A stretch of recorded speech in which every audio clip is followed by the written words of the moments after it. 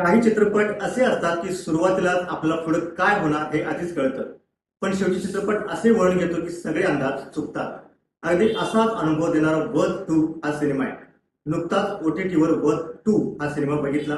संजय मिश्रा, नीना गुप्ता, कुमुद मिश्रा यासारख्या दमदार कलाकारांनी सजलेला हा चित्रपट अभिनयाच्या बाबतीत कुठेच कमी पडलेला नाही. प्रत्येक कलाकार भूमिकेला पूर्ण न्याय देत प्रेक्षकांना खिळवून ठेवतो. जसपाल सिंग सर यांचं प्रभावी दिग्दर्शन या चित्रपटाची आणखी एक जमेची बाजू. त्यांनी कथा अशा पद्धतीने उलगडली आहे की प्रेक्षक शेवटपर्यंत गुंतून राहतो.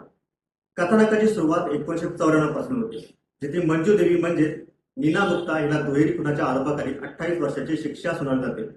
शिक्षा बदलणाऱ्या मंजूवर त्याच तुरुंगातील गार्ड शंभूनाथ म्हणजे संजय मिश्रांचं एकतर्फी प्रेम असतं.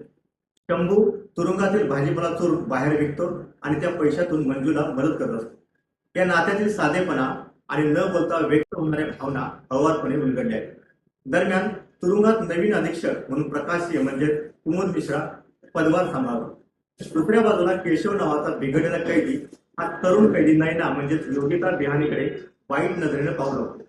मात्र एका रात्री प्रकाश सिंह केशवला जबर मारहाण करतो आणि त्यानंतर केशव गायब होतो.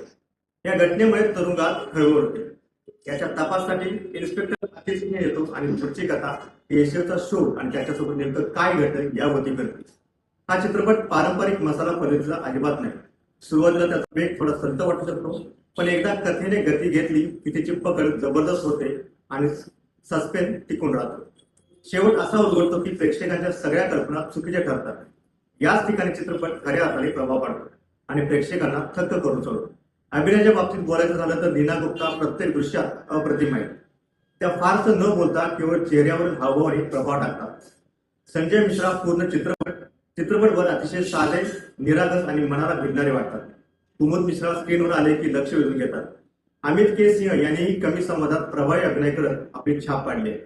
योगिता बिहानी तिच्या निरागसतेने मन जिंकते, तर अक्षय डोगरा याच्या भूमिकेमुळे प्रेक्षकांच्या मनात त्याच्याविषयी तिरस्कार निर्माण होतो.